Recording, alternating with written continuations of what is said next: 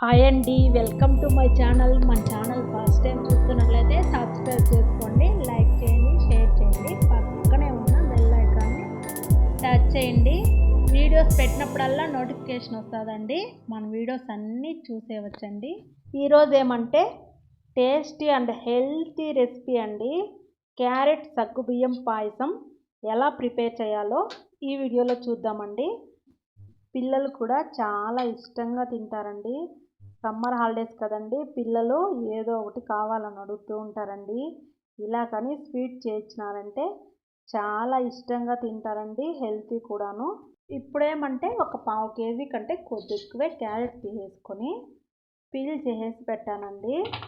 శుభ్రంగా కడిగేసిన తర్వాత వాటిని ఇలా గ్రేటర్ తీసేసుకొని తురిమేసుకోండి. పెద్ద రంధ్రాలు ఉండేవైతే తురమండి, ఎందుకంటే మనం తినేటప్పుడు పలుకులు పలుకులుగా పంటికి తగులుతుంటే చాలా టేస్టీగా ఉంటుందండి. అట్లా ఇష్టం లేదు అనుకుంటే చిన్న రంధ్రాల వైపు అయినా తురిమేసుకోవచ్చండి. ఇదో మొత్తం తురిమేసానండి. తురిమేసిన తర్వాత దీనిని కప్పుతో కొలుచుకుంటున్నాను. నాకైతే ఈ కప్పుతో 2 కప్పుల తురుము వచ్చిందండి. చూడండి, 2 కప్పులు తురుము. ఇది పక్కన పెట్టేసుకుందామండి. ఇప్పుడేమంటే ఒక బెల్లం ముద్దను తీసుకున్నానండి, మీడియం సైజ్ బెల్లం ముద్దను. దీనిని పొడి పొడిగా దంచేసి పెట్టుకున్నానండి. చూడండి, ఈ కప్పుతో 1 కప్పు బెల్లం వచ్చిందండి. ఇందులోకి 1/2 కప్పు వాటర్ వేసేసి దీన్ని స్టవ్ మీద ఉంచి కరిగించుకుందామండి. ఇప్పుడు స్టవ్ వెలిగించి స్టవ్ మీద పెట్టి బెల్లాన్ని కరిగించుకోవాలండి. ఇదేమి పాకం రానవసరం లేదండి. బెల్లం ముక్క అంతా ఏమీ లేకుండా సిరప్ లాగా కరిగిపోతే చాలండి. ఆ బెల్లం సిరప్నే మనము పాయసంలోకి యూజ్ చేస్తామండి. ఈ సిరప్ను మళ్ళా పాయసంలో వేసి ఏం ఉడికించమండి. అందుకోసమే దీన్ని బాగా కరిగిన తర్వాత కొద్దిసేపు ఇలా ఉడికించుకొని తర్వాత దించేసి పక్కన పెట్టేసి చల్లారబెట్టుకోండి. ఇప్పుడేమంటే స్టవ్ వెలిగించేసి ప్యాన్ పెట్టేసుకొని అందులోకి 2 స్పూన్లు నెయ్యి వేసేసుకొని కరిగించుకోండి. నెయ్యి కరిగిన తర్వాత మనము డ్రై ఫ్రూట్స్ వేయించుకుందామండి. ముందుగా జీడిపప్పు వేసి వేయిస్తున్నానండి. తర్వాత బాదం కూడా ఇందులో వేసి ఫ్రై చేసుకోండి. ఇవి ఫ్రై అయ్యాక ఇందులోకి కిస్మిస్లు కూడా వేసుకొని బాగా ఫ్రై చేసుకోండి. ఇవే కాదండి, వేరే డ్రై ఫ్రూట్స్ కూడా మీ దగ్గర ఉంటే వేసేసుకోండి. నా దగ్గర అయితే ఇవి ఉన్నాయి కాబట్టి ఇవే వేసాను. ఈ ఫ్రై అయ్యాక వీటిని ఒక గిన్నెలోకి వేసుకొని పక్కన పెట్టేసుకోండి. అదే ప్యాన్లోకి 1 స్పూన్ నెయ్యి వేసుకొని కరిగించుకోండి. తర్వాత 1/2 కప్ సగ్గుబియ్యాన్ని తీసుకుంటున్నానండి. ఇక్కడైతే నేను సన్న సగ్గుబియ్యం యూజ్ చేస్తున్నానండి. ఇవైతే త్వరగా ఉడికిపోతాయనేసి సన్న సగ్గుబియ్యం యూజ్ చేస్తున్నానండి. వీటిని బాగా ఇలా ఫ్రై చేసేసుకోండి. సగ్గుబియ్యం బాగా ఫ్రై అయినాయంటే త్వరగా ఉడుకుతాయండి. ఇవి ఫ్రై అయ్యాక ఇందులోకి క్యారెట్ తురుమును కూడా యాడ్ చేసుకొని ఒక 2-3 నిమిషాల్లో బాగా నెయ్యిలోనే క్యారెట్ తురుమును కూడా ఫ్రై చేసుకోండి.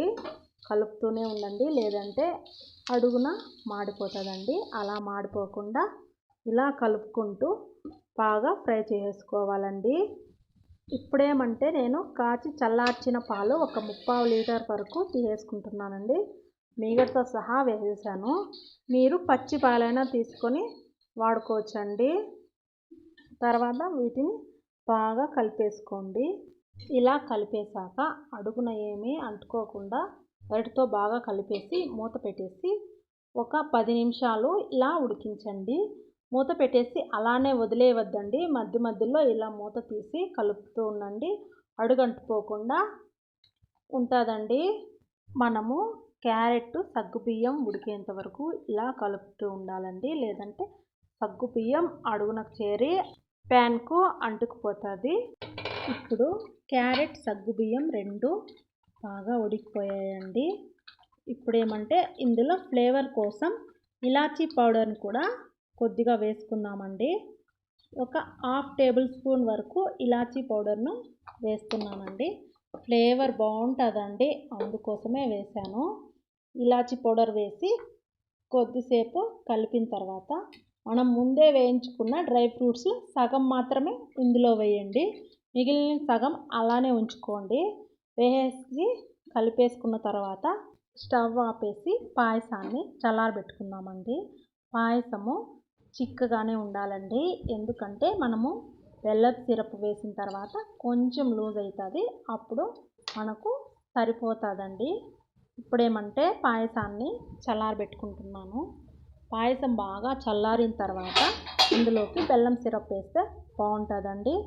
పాయసం బాగా చల్లారిపోయిందండి. ఇప్పుడు ఇందులోకి బెల్లం సిరప్ వేసేసుకున్నాము. ఒక ఫిల్టర్ తీసుకొని సిరప్ని ఫిల్టర్ చేసి వేసుకోండి, ఎందుకంటే బెల్లంలో ఏమన్నా నలకలు ఉంటే ఆ ఫిల్టర్లో ఆగిపోతాయండి.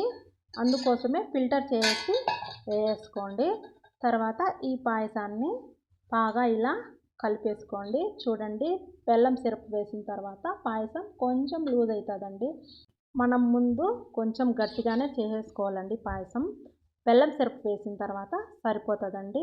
మిగిలిన డ్రై ఫ్రూట్స్ని ఇలా గార్నిష్ చేసేసి పిల్లలకి ఇచ్చేసారంటే చాలా ఇష్టంగా తింటారండి. మీరు ట్రై చేసి ఎలా వచ్చింది కామెంట్ చేయండి. మన ఛానల్ని సబ్స్క్రైబ్ చేసుకోండి, సపోర్ట్ చేయండి.